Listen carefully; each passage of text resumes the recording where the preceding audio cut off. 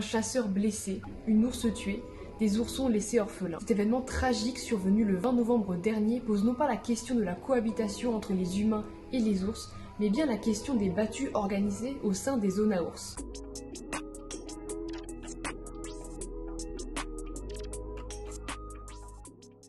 C'est au cours d'une battue au sanglier organisée en Ariège qu'un chasseur de 78 ans, après avoir été mordu à la jambe, a abattu une ours qui se trouvait entre lui et ses petits.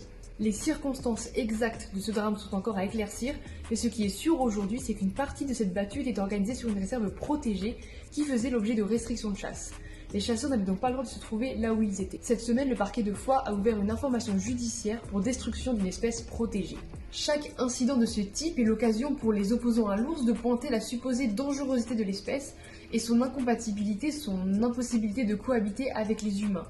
Pourtant, on dénombre très peu d'attaques d'ours, tout simplement parce que les ours n'attaquent que s'ils se sentent menacés. L'association Pays de l'Ours AD dénombre 9 charges d'ours depuis 1996, soit bien moins que le nombre d'incidents liés à des attaques de bovins en montagne. C'est au cours des années 1990 que les autorités françaises ont mis en place un programme de réintroduction de l'ours dans les Pyrénées pour éviter la disparition de l'espèce. En 2020, on dénombrait 64 ours, dont 16 oursons, des chiffres en progression et encourageants mais qui ne suffisent pas à garantir la viabilité de l'espèce, selon les associations. En 2020 déjà, 3 ours avaient été tués illégalement dans les Pyrénées françaises et espagnoles, l'un empoisonné, les 2 autres par balle.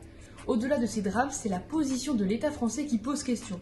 En janvier 2020, Emmanuel Macron avait annoncé aux éleveurs l'arrêt de la réintroduction des ours dans les Pyrénées. L'année suivante, c'est la Commission européenne qui rappelle la France à l'ordre en lui demandant de remplacer les ours tués par l'homme en 2020 et de procéder à de nouveaux lâchers. Il incombe à l'État de garantir la cohabitation entre les ours et les populations locales, à commencer par les éleveurs. Cette cohabitation était possible pendant des millénaires et elle l'est encore aujourd'hui, à condition d'y mettre les moyens, notamment en termes de présence de bergers et de chiens de protection. Cette cohabitation est surtout nécessaire car l'ours est un monument biologique et sa présence participe à l'enrichissement de la biodiversité locale.